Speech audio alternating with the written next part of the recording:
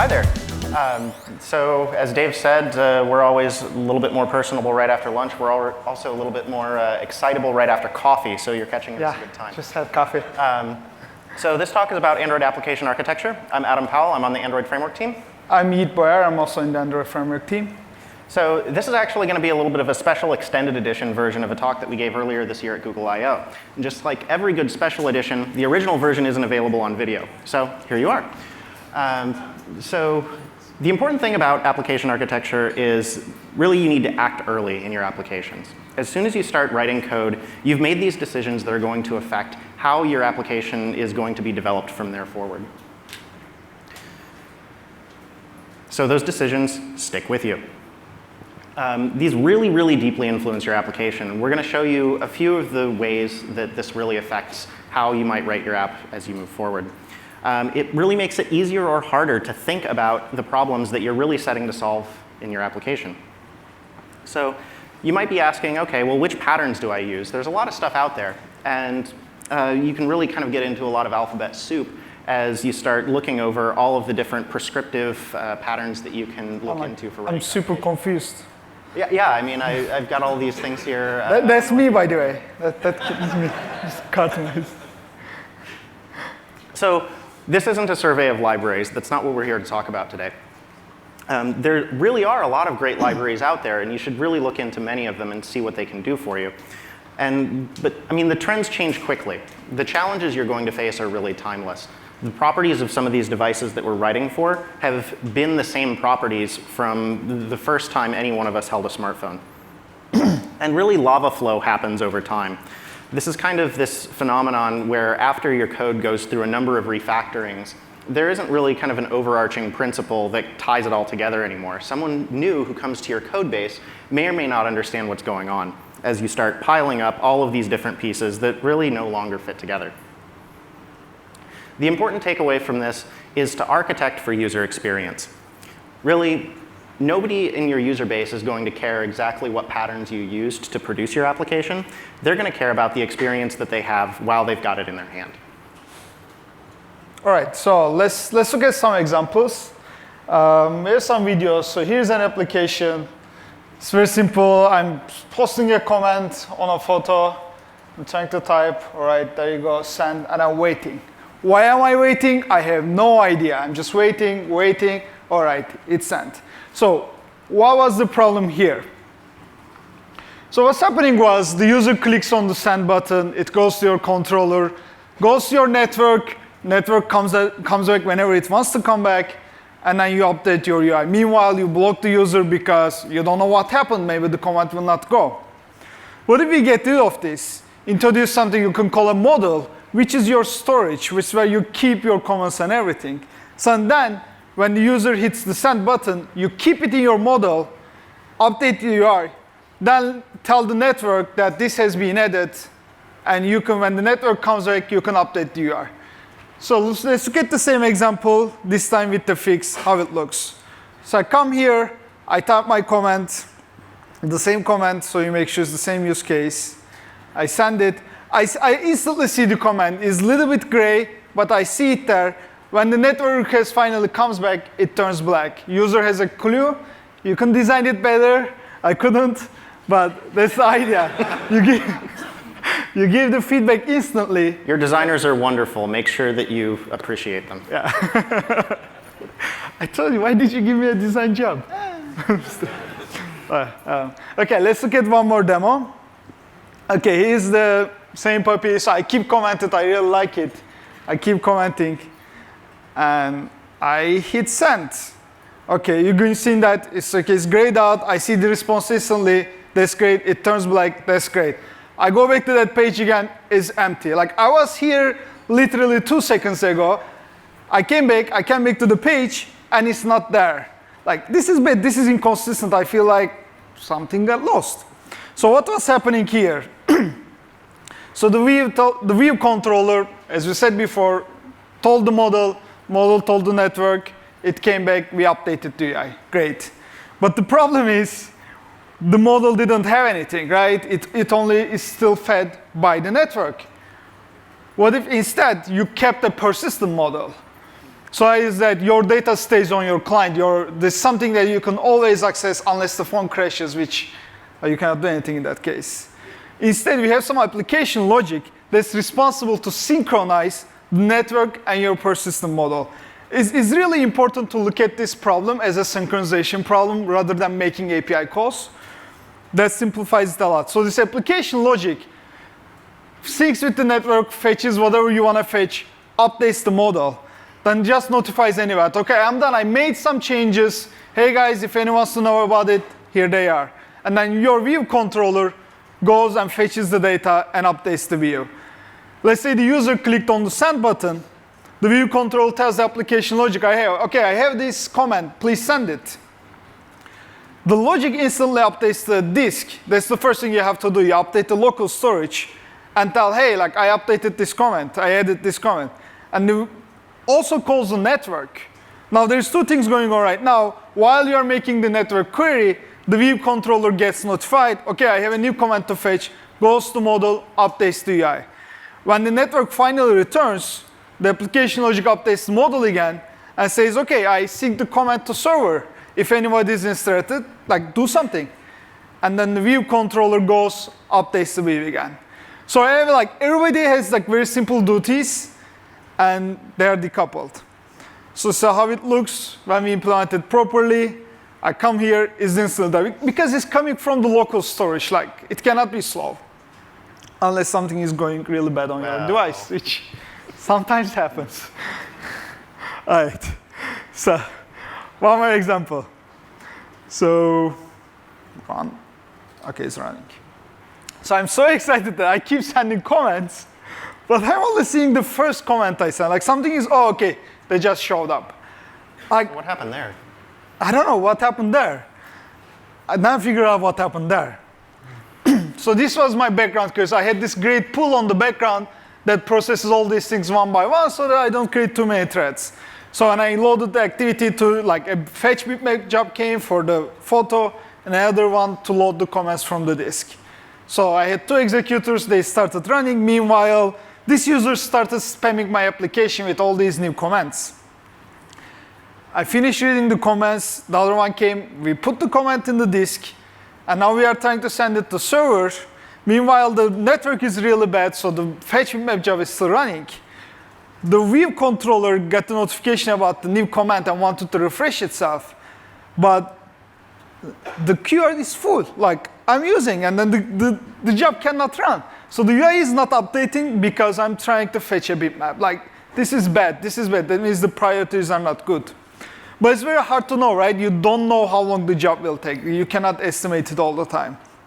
But what you can do is separate these things. So if I have a different queue for my network tasks and a different queue for my local tasks, when my network is flaky, my application is still responsive because they're never affected.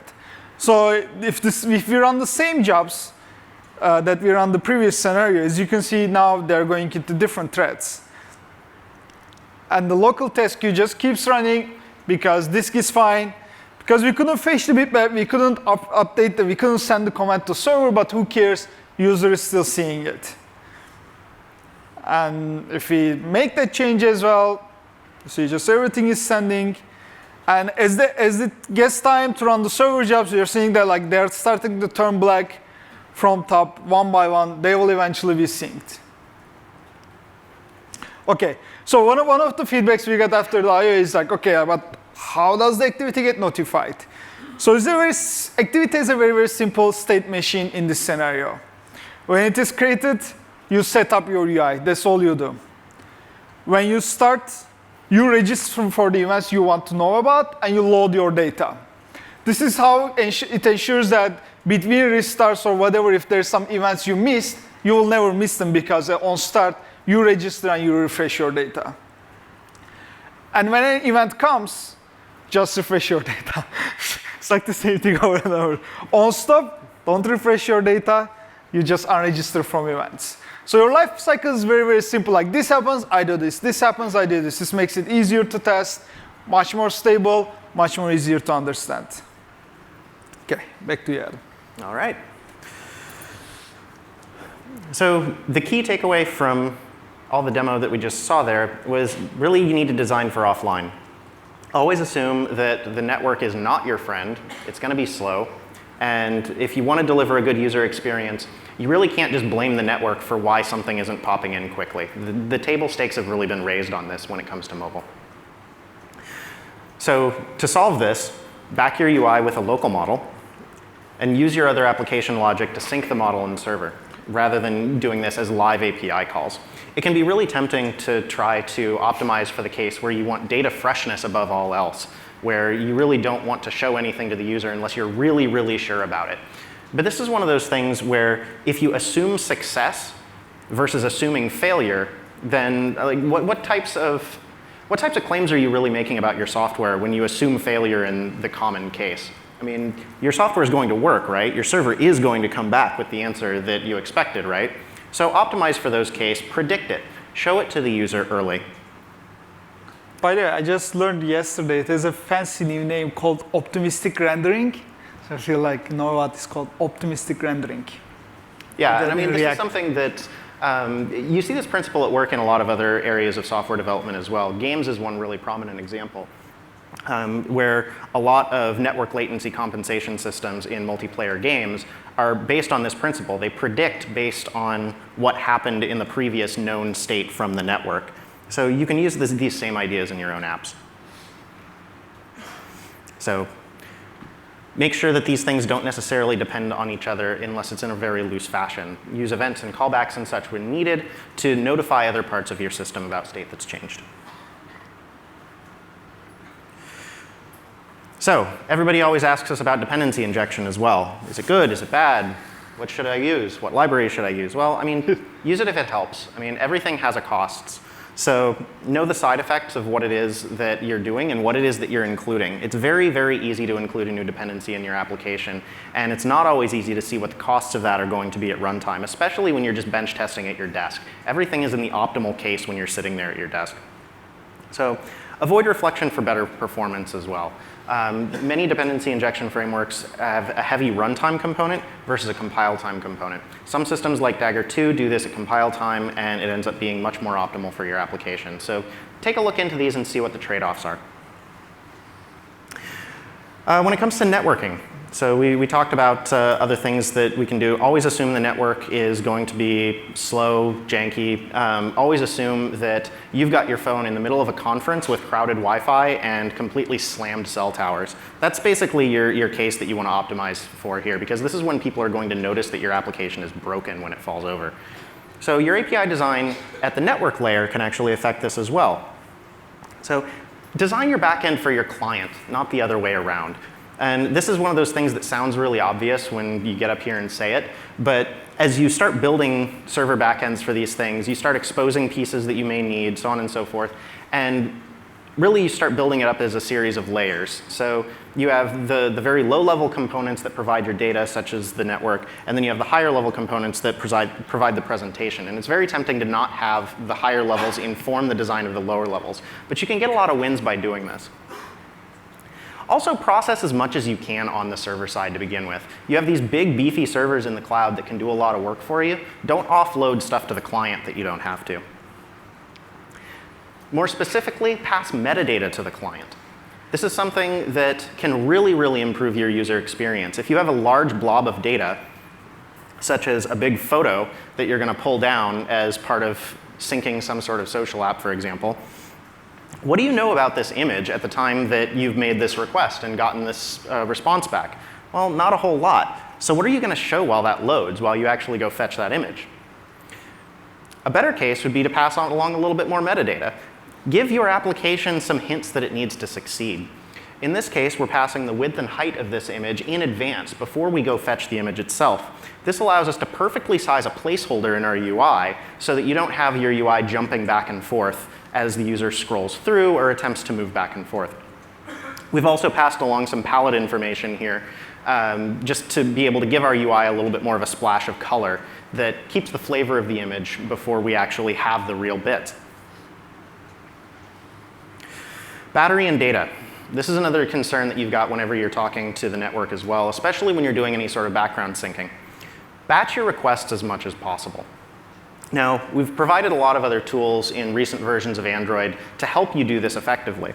Things like Doze and Marshmallow are great examples. Doze will do a lot of this for you, but really, don't just rely on that as your sole way of dealing with this. Doze is essentially the last line of defense for the user at this point. Use the job scheduler when it makes sense. Give Android as much information about what it is that your app is actually trying to do, and that way Android can make smarter decisions about how best to optimize that. The key takeaway here is act locally, sync globally. You really want to give the user a very fast, very responsive local experience whenever they're using your application. And then make sure that you keep that in sync with the cloud almost as an afterthought compared with the presentation that you're trying to give. So no talk of application architecture would be complete without some sort of addressing of the question of activities and fragments. This is something that we constantly get questions about. Even within Google, we'll get questions of like, oh, okay, well, should I use activities or should I use fragments to build my app? It's like, well, that doesn't entirely make a whole lot of sense, the question.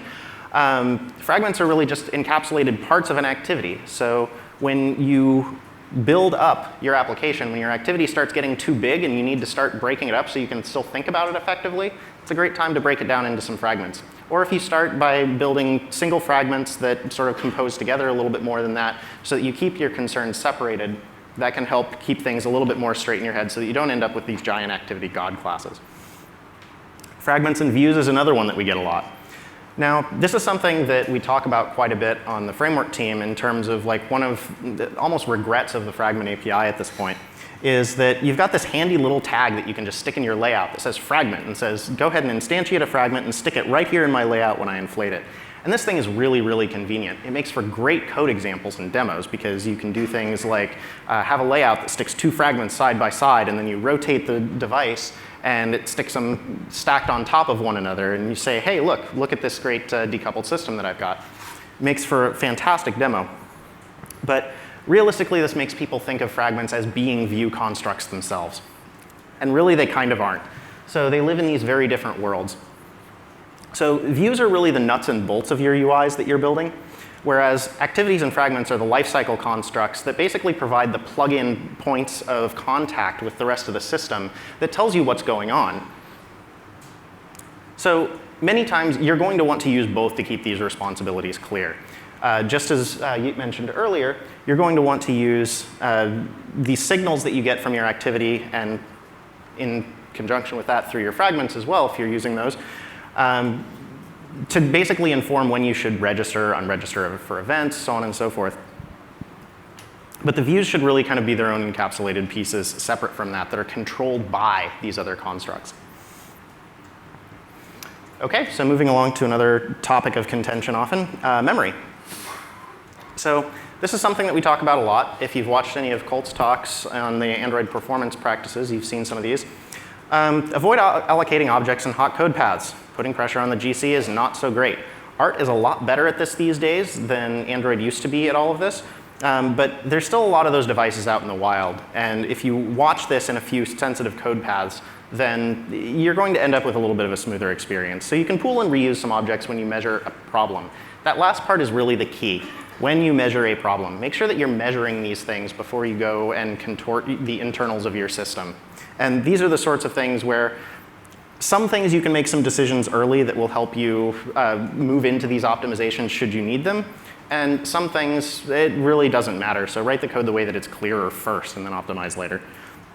So GC still kind of remains your enemy, especially on some of these older devices, even as the garbage collector in Android gets much better. So perfect example of how this may affect your API design internally, just with smaller components. Now, what's the difference between these two approaches? Well, the top one is arguably more idiomatic, much cleaner. You can make some assumptions about it in terms of, OK, well, the object it returns is hopefully safe, if that's a mutable object to begin with. But in order for that to be true, then this getter has to be allocating a new rect for me that it returns. Well, now we've got allocation. So where do you end up using that? Versus the second form here, which is basically just taking an input parameter that the method is going to fill out. You know that the second one isn't going to perform any additional allocation in this case. This is the sort of thing that you really only want to worry about in extremely hot code paths. We're talking layout that gets run many, many times. We're talking drawing that gets run 60 times per second. If you're talking about things that happen in terms of your event handlers, like clicks and so on and so forth, you really don't need to be contorting your system this much internally. But for that very small percentage of your code, it is OK to write ugly code if it helps your users. Your users are not going to see your code. They're going to see your UI. If your UI is ugly because it's behaving badly, then that's something that they do see. That's something that really does affect their experience. The performance critical code really isn't the majority.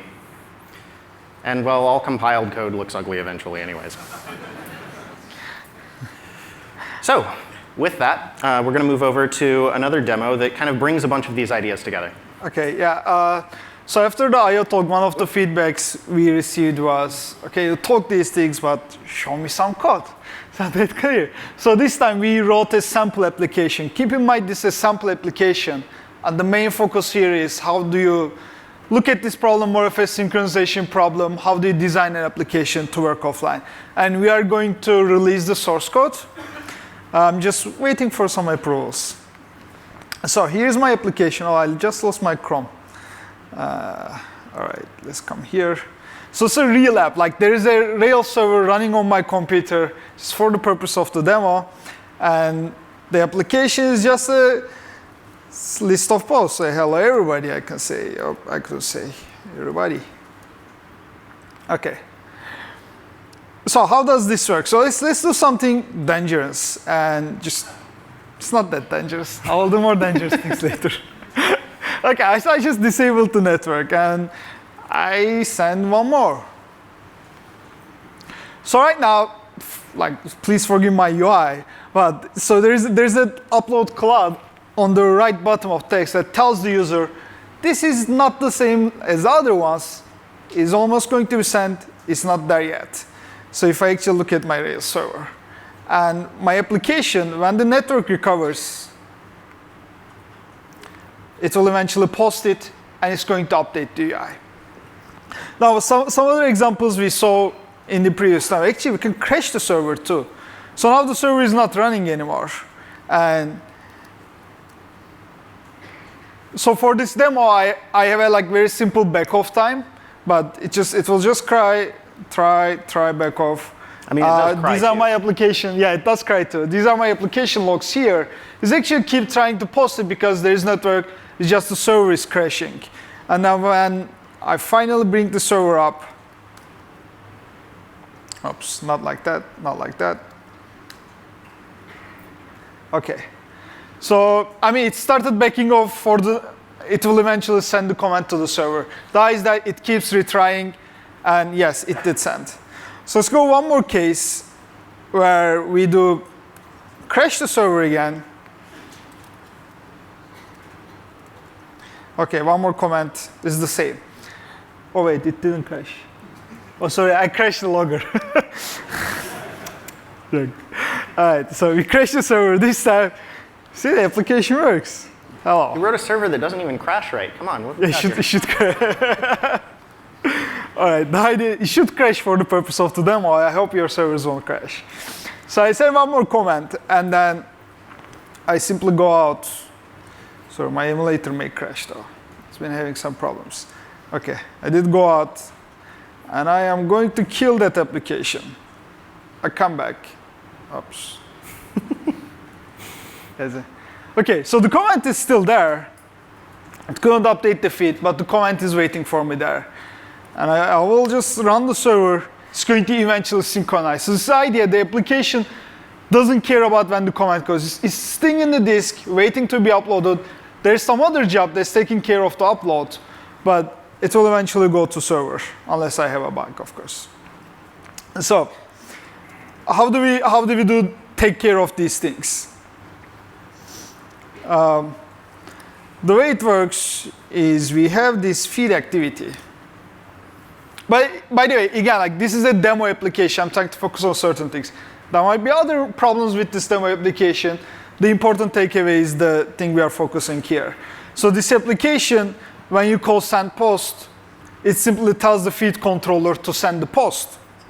which adds a job to the disk that's like something persistent that will eventually run, which is responsible to update the disk as well as sending the post. So it updates the disk and then dispatches an event. When this event is dispatched, my activity knows about this event, refreshes itself. When it runs, does the same thing, or when it's canceled, it does the same thing. This is a persistent job. That means it's going to be saved in the disk until it succeeds or reaches the retry limit. They say, okay, all right, the command is posted, nice. And so another problem about synchronization, what happens if I'm offline, send comments. So it's not working eventually. And I go to this website and I create a comment here. I'm from the web.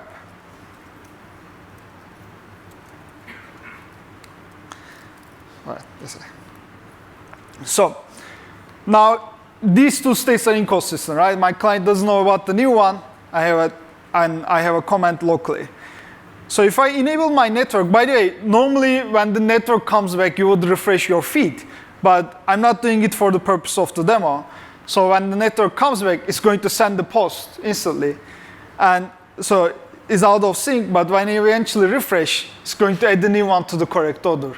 This is because everything is timestamped by the server. So until a post is sent to the server, you make a best guess timestamp on it. So for this example, the way I do it is, again, it may change per your application, but the way this one does is, wait, let me open the save feed job.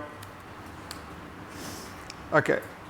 So when it creates, it actually queries the model to get the best timestamp I have. This is a way to synchronize if my client's time is like really, really off, and if the new comment is not on top, that may look really bad. You can also change your server ordering, but the UI ordering, but that may cause other problems. So what I do here is, like I assign a best guess timestamp locally, and then we do it on later on server. So we get off the network again. And again, like another case, because of the persistence, so I send a post here. Click on a username, moves you to the user's post. And it's there, like I never fetch this user feed, but the post is there. It's everywhere in my application because it's on my disk. I don't care if it is not synced or not. I have a proper model for that object. It's a simple value object, but it's always working. And let's say I'm in the user feed, but then recover the network. It will eventually set, and the feed will update too. If I go back, it's already updated here instantly. This is because like, if a UI is interested in a certain event, it listens for it. Now you could probably implement, I'm using a global event bus here. You can probably implement the same thing with RX or broadcast. Like, this is a sample application, it does this way and it works. There might be multiple ways to do the same thing. The right thing might be a better way. So we'll get more fancy. Okay, like, what if the server is crashing? So this is my real server, by the way. It's a lot of fun. So magical language. So I'm going to turn on a flag here, which is going, what this will do is, the server is going to save the post, but it's going to crash afterwards. So I won't be able to realize that I could synchronize that post. So the server is crashing now. I go back here. I can say, okay, how is our? So the job tries 20 times and it backs off to 150 milliseconds exponentially. So it will keep try me again. All right. So now the server is crashing. As you can see the crash logs. It saved the post to the disk, but the client doesn't know, so the client keeps retrying. But what happens that your fetch feeds post endpoint is working fine, so I refresh. So the post came back. I know it's the same post. So how do I know it's the same post? This comes into a little bit API design, but we want to do a full demo. So I did figure out it's the same post and updated it, although my send post event never succeeded. So the way it works in this application is by design, each element is assigned a client ID. So if you look at these examples here, they're visible. Yeah. All right. So there's a user ID and there's also a client ID. This client ID is randomly generated and unique per user per post. So there's a unique key in my disk that says user ID and client ID is a unique tuple. You rely on the fact that it's not going to conflict, but yeah, I mean, technically it can, probably it won't. So by doing this, when I receive the post from the server, I know that post already exists in my disk, and I update that one, saying that, okay, I synced this one, I don't know what happened to the job, I don't care. And then the job knows while running, when before trying to send the post, it checks, hey, is this already synced?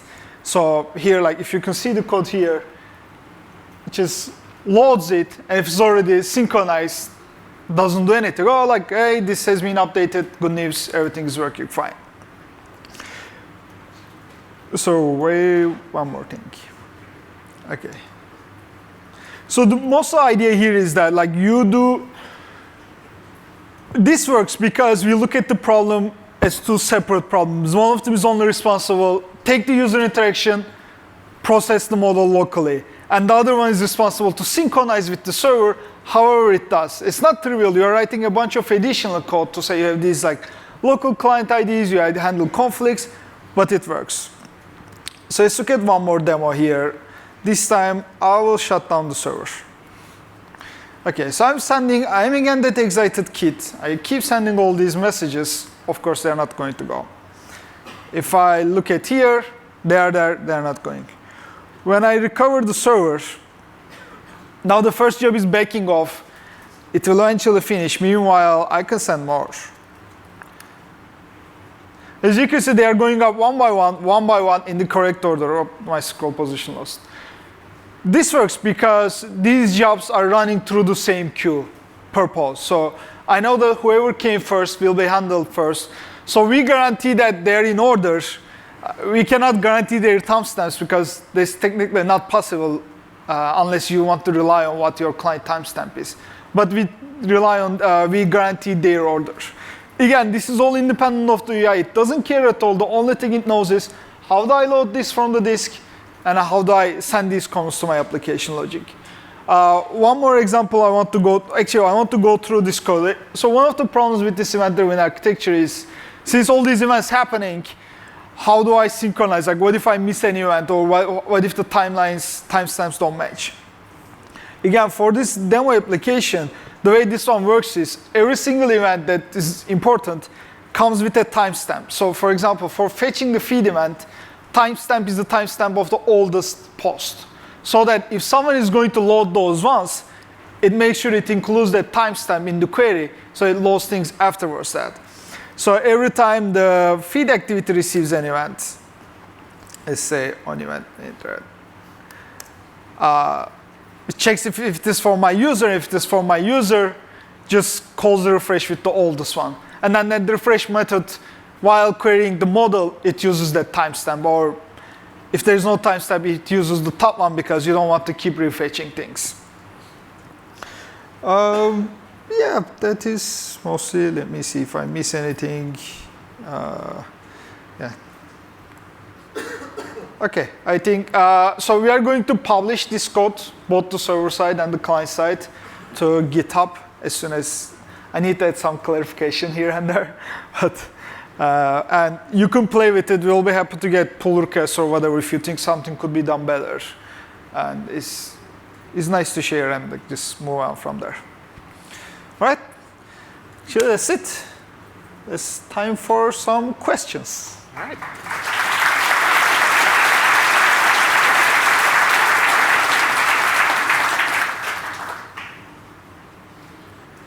I think that we've got a microphone floating around, perhaps, or there we go. Will it contain tests? Huh? Will the project contain tests? Yes. Yes. Actually does. So actually I should have showed it. So if you look at how well, they may not be great tests. I'm not a testing expert, but they do tests. They're mostly integration tests. If you look at something more fancy, for example, fetching the feed. So I say Can we switch the slide back over to the computer real quick? Oh, sorry. Can we go back to the computer? Okay, There we thank go. you. So the application uses Dagger. This is how I mock some of the API calls. But let's see, fetch feed now. Send command, that will be nice. So short answer, yes. Yeah, they're here. I had some very nice tests. I cannot find the, okay, 500, 400. So it's like, I mean, this is creating the job, mocking the API service so that if someone tries to send a post, return 404, then injects the test component, runs the job, checks the proper event is sent. So one of the things is, like it's not when some outputs happen as events, it's not very easy to test them. In this example, I'm using in the test application, I'm using a logging event bus that basically logs every single event so that I can assert on those later on. Again, like there might be different or better ways to do this, but this is something that works when we have tests.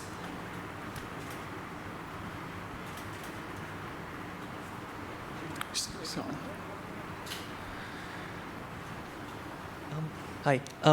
What's your opinion on using custom views instead of fragments, so you don't have to deal with the fragment quirks, if you will? So things like child fragment manager or popping in the backstack after you have save state. So again, I think that they're kind of unrelated just because a fragment controls views. It's not a view itself. I mean, that was kind of what we were trying to get at a little bit earlier. Overall, I think that a lot of people write fragments when they really meant to write a custom view. So I think that in many cases, see exactly what it is that your particular chunk of encapsulated UI needs to express and respond to. If those are events that can be coming from some alternate component that's kind of composing that piece's place within the overall UI, then that speaks to it being probably a little bit more like a view group. If it's something that really needs to respond to other elements of the application lifecycle and the activity lifecycle, if it's doing something like registering for events, dealing with things like that, then it may be more appropriate for a fragment in that case. But overall, I think that people tend to lean a little bit too heavily on fragments when they think of one particular subsegment of their UI.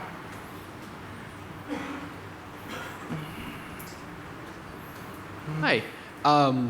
One question I had was, how do you handle the serialization of these jobs to disk and back out when the app dies? Do you roll your own logic, or do you use something like a framework or something? So for this demo application, I'm using JobQ, which is some library I wrote before. You can simply serialize them. You can use tape. Like there was recently another talk to use tape to serialize your stuff to make it like a job. There's like multiple solutions for this out there. It's not that complex either. You can choose one of them which fits your needs. Cool, thanks. We've got one up front. In this kind of application, would you use a sync adapter, or would you use like async REST calls to contact the server? So for the demo, so one of the things we gave in examples in the slides was to separate your local tasks from the server tasks. The way we do it is, for UI-related stuff, I'm using async task. I never use it for network, only for UI stuff. And for network, I'm using the job queue. So the jobs are the only ones that are calling the network. Yeah, the sync adapter is generally useful if once you have a more sophisticated account infrastructure and you have some of the other machinery that was really kind of built around. So if it seems like you're going through a lot of additional machinery to work with a sync adapter, then maybe start taking a look at some more things just like the job scheduler, so on and so forth, and see if that's something that is simpler that can still meet your needs. When you start building all these applications with these different versions of data models, so you might have like fetch data off the network, updates that the user has made to the data that hasn't been actually pushed to the database. Do you guys have any classes that can help us maintain all this application logic, or any libraries that you would suggest we use to maintain all these different versions? Do you have any particular suggestions? Or? Nothing about versioning, but they actually remind me something I forgot. In this, one of the important things in your client is your client's consistency. And the server may crash, actually server may also start returning bad data. So one of the things this slide does is if I open a user model, let's say everything save. So before we save anything, we validate it. And if it is not valid for this client, we just throw it out because I don't understand. Maybe the server has a bug, maybe the server has a new version, I don't know. If I don't understand the object, I throw it out.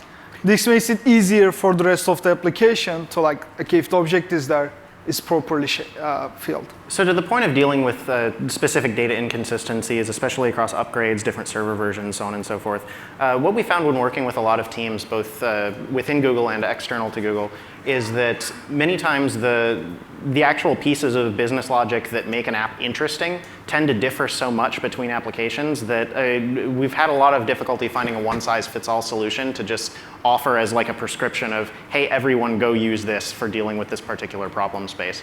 It is something that you can make a lot of assumptions based on the shape of your data and what it is that your data is actually representing. So oftentimes you need something a lot less complex than some general solution that solves for the entire world.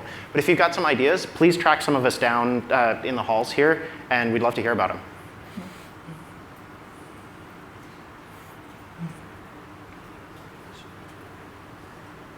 Anyone else? Okay. All right. Well, thank you very much. Thank you.